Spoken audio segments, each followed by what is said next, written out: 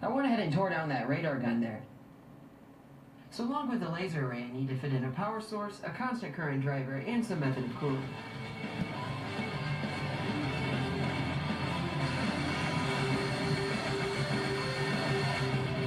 I'm taking this risk since I really want to clear the elusive 100 watt mark, which has likely never been done in the handheld laser.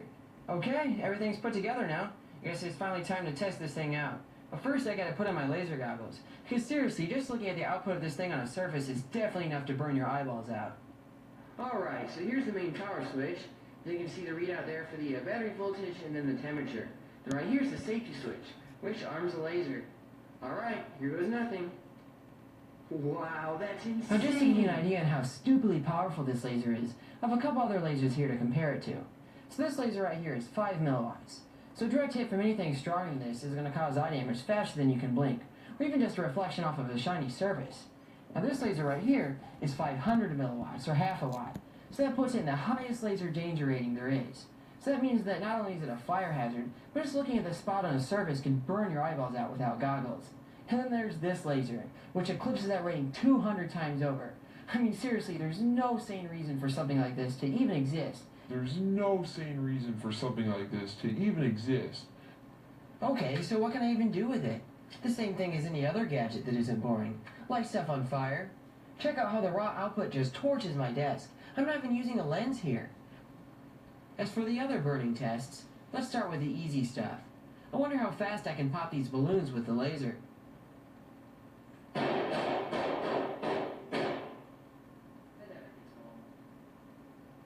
Let's try it on a paper bag.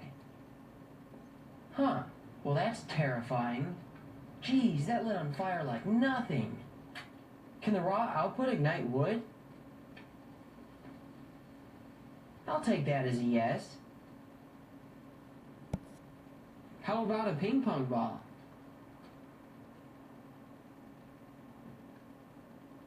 Some people might ask, how hot is the beam itself? Well, the thing is, there isn't actually a Yeah, it's hot. Okay, well the beam doesn't exactly have a temperature, but it certainly can heat up objects very quickly. Now, how hot depends on a lot of factors, but this piece of wood here heats by hundreds of degrees in under a second. Let's tackle another popular viewer question. Can I send electricity down the laser beam? To test this, I have a voltage multiplier stack that produces very high voltage DC. When the leads are close, the field is strong enough to ionize the air and cause an arc to form. But when they're further apart, the field is weak enough that the only current that passes is from corona. Now when I shoot a laser between the gap, there's no arc as the beam is not conducted. Now if the laser were millions of times more powerful, it could rip apart the molecules in the air to make a conductive plasma, but unfortunately I can't do that with this laser. I can cheat a bit using fire though. By sticking some matches between the gap, I can ignite them with the laser to generate some thermal ions.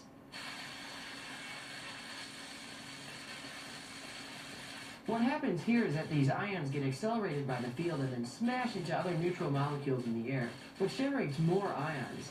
This process cascades until you have a giant arc between the electrodes. Alright, so the raw output of the laser is certainly impressive, but I still think I can do better. I wonder how much more damage it could do if I use a lens to focus down the beam.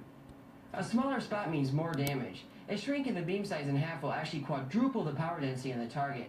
I mean, anybody who's played with a magnifying glass on a sunny day can attest to this. As far as lens systems go, I found what's probably the best option for the laser in a prototype projector I had sitting around. It's a big AR-coated F-theta lens that's rated for high laser powers. I made a mount for it using PVC fittings and then stuck it in front of the laser array. So how much more damage can it do? Using a piece of wood as a target shows that the beam shrinks to a fifth of the original size, which means a 25-fold increase in power density. It's crazy how instantly wood ignites in the beam.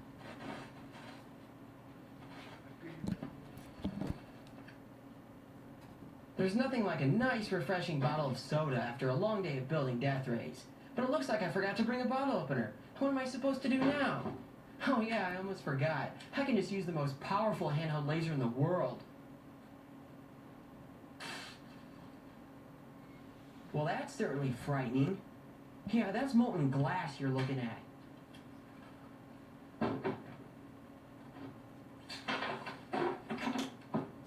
I wonder if I can use the laser to burn DVDs.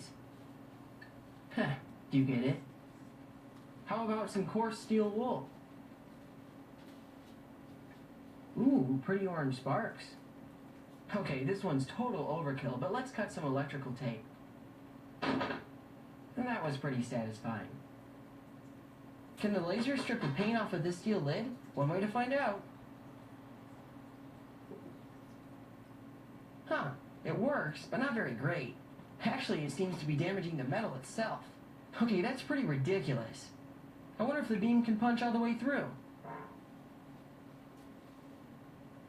Wow, that's crazy! I did not expect to see the day where I could shoot through metal with a handheld laser. Like, that's just unbelievable. It wasn't even that long ago that a blue laser of this strength would require the setup the size of a building to operate. It's crazy just how fast laser tech has progressed.